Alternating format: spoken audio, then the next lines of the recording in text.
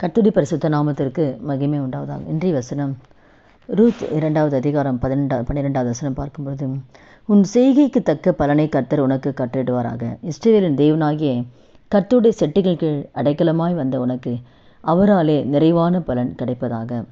அதனால் கூட அந்த வார்த்தை கேட்குற ஒவ்வொருத்தர் வாழ்க்கையிலையும் ஆண்டரை நம்பி நீங்கள் வந்திருக்கீங்களா? அவருடைய செட்டையின் கீழ் நீங்கள் அடைக்கலமாக வந்திருக்கீங்களா? ஆண்டரை நம்பி வந்த ஒவ்வொருத்தர் வாழ்க்கையிலையும் கர்த்தர் நிறைவான பலனை கர்த்தர் கொடுப்பார். கர்த்தர் நம்பி வந்த நீங்கள் எந்த சூழலும் வெட்கப்பட்டு போக மாட்டீங்க. நானும் ஆண்டரை நம்பி தான் வந்தேன். புற ஜாதியில் நான் இருந்தாலும், நான் பாடுகள் மத்தியில் கடந்து போகும்போது, என் தகப்பனார் வியாதியின் மத்தியில் கடந்து போகும்போது, நான் வணங்கின எந்த தெய்வமும் எங்களை காப்பாற்றலை. ஆனால் ஆண்டரை நம்பி வந்த என்னுடைய வாழ்க்கையில் எல்லாவற்றையும் ஆண்டர் விடுதலை கொடுத்து, சுகத்தை கொடுத்து, நிறைவான பலனை கொடுத்து கர்த்தர் என்னை ஆசீர்வதித்தார், என் குடும்பத்தை ஆசீர்வதித்தார்.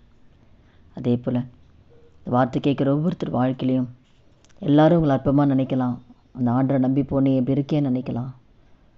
சோர்ந்து போகாதீங்க. ஆண்டரை நம்பி வந்த யாருமே வெட்கப்பட்டு போனது கிடையாது.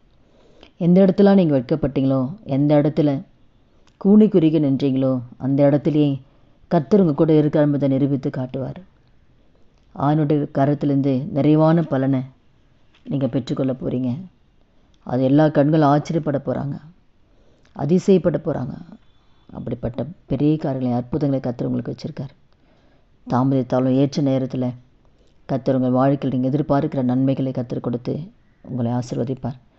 ரூத்தோட வாழ்க்கையில் கூட அவள் மோவாப் தேசத்து பெண்ணாக இருந்தாலும் கணவன் இறந்த பிறகு தன்னுடைய மாமியாரோடு கூட இசைந்து அவள் மறுபடியும் அவங்க தாய் வீட்டுக்கு அவள் போகல.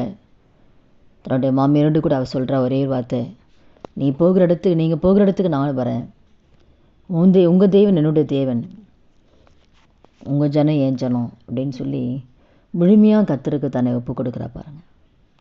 நீர் மரணமடை இடத்துல நானும் மரணமடைவேன். கர்த்தர் தான், உங்களை விட்டு என்னை யாரும் பிரிக்க முடியாது அப்படின்னு சொல்லி ரூத்து முழுமையாய் கர்த்தரை நம்பி வரா. கர்த்தரை நம்பி கர்த்தர் தேசத்துக்கு வரா. அப்போ ஆண்டரை நம்பி வந்த அவள் வாழ்க்கையில் அவள் வெட்கப்பட்டு போகவே இல்லை. நிறைவான பலனை கர்த்தர் கொடுத்து, நல்ல ஒரு வாழ்க்கையை கொடுத்து, பிள்ளையை கொடுத்து, அவருடைய சந்ததியில் ஆண்டவர் பிறக்கிற அளவுக்கு கர்த்தர் வாழ்க்கையை தேவன் ஆசீர்வதித்தார்.